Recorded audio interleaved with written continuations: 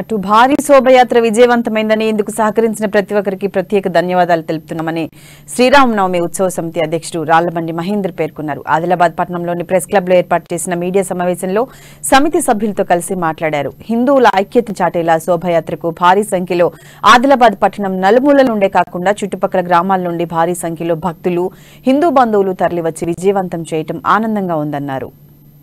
जय श्री राम लक्ष्मण जानकी जय बोलो हनुमान की राम लक्ष्मण जानकी जय श्री राम जय श्री राम जय श्री राम राम लक्ष्मण माता की जय भारत माता की लक्ष्मण जानकी जय बोलो हनुमान की राम लक्ष्मण जानकी जय बोलो हनुमान की जय जय राम जय श्री राम जय जय राम जय श्री राम जय जय राम जय की जय।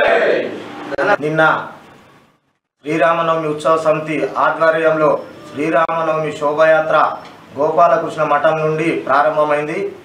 దానికి విచ్చేసినటువంటి అశేష ప్రజాజనం, హిందూ బంధువులందరూ ఆదిలాబాద్ చుట్టుపక్కల నుంచి వచ్చి శ్రీరామనవమి శోభాయాత్రను విజయవంతం చేశారు.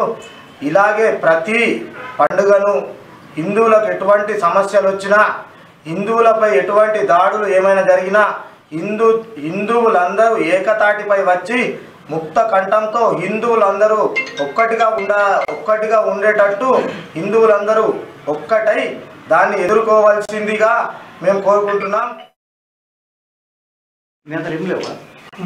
ఇవ్వండి కదా.